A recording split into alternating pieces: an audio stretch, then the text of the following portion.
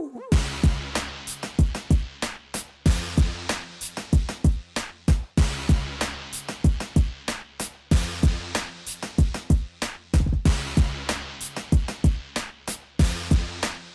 welcome to Hopcast. Thanks for drinking with us in the summer, everybody. Yeah, I'm Brad Chmielewski. My name is Ken Hunnemeder. And it is the summer, and we got a special summer release series. We do. From our good buddies and local brewery here in Chicago area, Yeah. Two Brothers. Or Das Bros, you know. Dos Bros. If you knew them on Twitter before. But like we said many times, they've been featured on the show before, and they're out in the suburbs in Warrenville, which is where our buddy Brad is from. Right, yeah. So the main brewery is in Warrenville, and then they also have the Roundhouse out in Aurora now. Just recently acquired that. So this is their 15 series summer project. They're bringing back 15 of their beers. This is their 15th anniversary. Favorite 15 artisan beers over the years. Yeah, so they've got like some cool kind of one-offs things that happen at the pub. Some of them were packaged before, but due to capacity restraints, what have you, ceased production until now. So it's kind of one of those cool projects that a brewery will do. But we have some interesting ones here.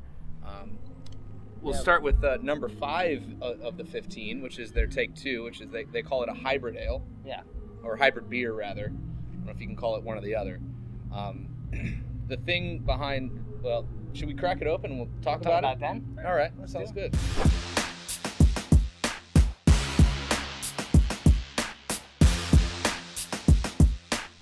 That's a clear beer.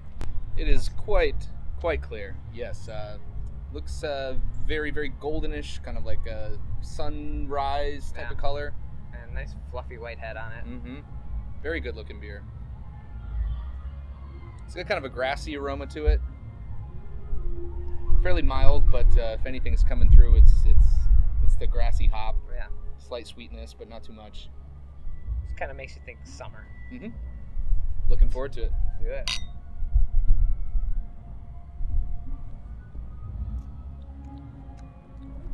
Wow, there's a lot going on. Well, there's a Christmas, but not Christmas, but a crispness, and but also like kind of a slight fruity overtone to it. And I think what you're getting with that is the story behind this beer is that they wanted to experiment with yeast strains and whether 2 different types of yeast strain could ferment and live in the same area at the same time. That sounds like a real world. Yeah. What happens when two yeast strains stop being polite? Start getting funky. So what they did is they went in 2s with this beer. They used 2 different malts, 2 different hops, and 2 different yeast strains, using an ale and a lager strain. Yeah. And so you're kind of seeing a little bit of that come through. I mean, there's a lot of hybrid beers out there. You know, you've got your steam beers and your Kolsch and your alt. This is actually using 2 different strains. Yeah, it just has that crisp, like almost hay or grass flavor to it, but it's nice and light, refreshing even. I think it's coming in at like 4.5% or 5, a little above 5. Yeah, that's what I've noticed about these, at least the 2 that we have in front of us. You know, they're doing these limited bottle release beers here, some of the favorite beers that they've made throughout the last 15 years, and they're not big, huge imperial stouts, big IPAs. They've kind of perfected the session ale out there in Warrenville. They put a lot of attention on their session beers, and they do it well. But you know, people have to drive to their brew pub. Yeah, it's true. It's very true. We don't want anyone blaming us what happens. But yeah, a couple of the beers in the lineup so far that you might be familiar with are the Monarch Wit, and then the Red Eye, their coffee porter. Coffee porter? Yeah. So those are the 2 that I've been familiar with, and these 2 I'd never seen. They're well before my time. Yeah, either before our time or it was just kind of like a limited brew pub draft only type of thing. I don't know if these were ever packaged before, but man, I'm really digging this beer, especially on a day like today out here. Probably 85 degrees out in Chicago. Might need a few more Feeling of them. Sweat drip down my fat belly. I'll be shirtless soon. Yeah. Where's David? So yeah, looking forward to killing the rest of this bottle and moving on to the next. We've got another session beer that comes in at like 3.4%, but it's a brown ale. So. Yeah, I'm looking forward to that one. So yeah, cheers.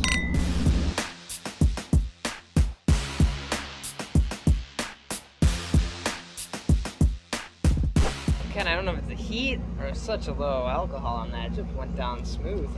Right down the gullet. All day, every day. We need more. So we had the other beer that had 2 different ingredients of each category. So 2 malts, 2 hops, 2 yeast strains. 2 water too, right?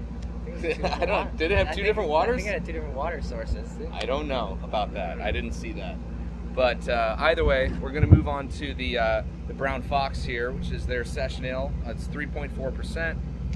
It's about 14 IBUs, and they're using 8 different malts on this, 3 different hops, 1 yeast. 1 yeast, okay. But yeah, so probably going to have quite a complex malt character coming off this beer, but the only way to find out. It to be pretty dark for a Brown Fox, that maybe closer to like a brown ale color. Yeah, I would think so. Let's see. Based on the name, but we'll check it out.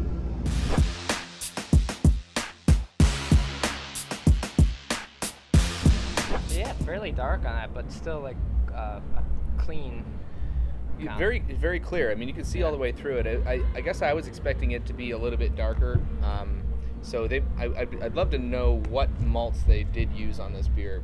Usually, when you assume people are using a lot of malts, a lot of different kinds of malts, you're going to have some of the darker roasted ones in there that are going to straight just murder the color and make it really dark. But this still has a nice coppery tone to it. I mean, it's darker than that, but on the edges you get a little bit of copper, and on the bottom of the glass. Yeah, so looks nice, like a light off white color head. So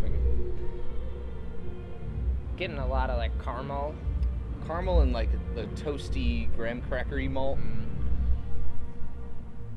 I mean, we weren't expecting to get any hop bitterness off this. I mean, this is a 14 IBU beer, and please, come on, not really getting that at all. So it's all malt on this beer.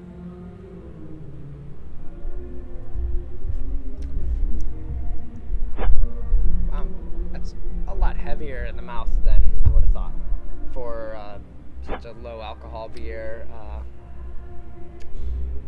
It makes me think of fall a little more than a summer session. Yeah, I mean, it still has like a substantial body for your anticipation of what this beer was going to be, but it's still a dry beer. It's a very dry beer, but it's not thin, not like super thin. You know what I mean? Yeah. It still has some oomph to it. It's got some flavor. It's got some bite, but it is quite drinkable. Yeah, I think that caramel and that graham crackery taste comes through. Yeah, definitely. I mean, the complexity of the malt bill on this one is certainly where this beer is focused. I mean, you detect the hops, but it's all in the bittering, and then that's it. Like, it's only there to counterbalance all that complexity in the malt. You're not really getting much aroma, not much of the flavor in the back end. It's all just that first initial bitterness. Yeah. I could see this being fantastic for people who are kind of like, I don't drink dark beers. Right. I only like colored. This would also be a great, like, just sitting around watching football all day. Football beer? Yeah. If, like, from the moment you wake up, 10 a.m. until the last game ends at 10 p.m. and just all day, and then you feel fantastic the next day. I don't even have time to make coffee. Yeah. Give me the Brown Fox. But yeah, a couple of winners here from two brothers. So we're coming up on the tail end of their series here. I think they're up to like 8 or 9 at this point. Maybe 10 or 12 by the time we're watching this. But yeah, so keep an eye out for the series, because it's a pretty cool opportunity to be able to drink some of the stuff that they feel at the brewery is some of the best work that they've done that they just can't. A lot of times you've got your best sellers, and they're not always, the beers that everyone wants to reach to, but just because they can get it any day of the week, And you may have had a friend telling you, like, oh my God, I wish that Brown Fox was back. That was such a good beer. And now's your chance to be like, oh yeah, I got to try that. No big deal. So try some of these offerings from our buddies over in the burbs at Two Brothers. A great brewery, a couple of nice guys. So yeah. Cheers. Cheers.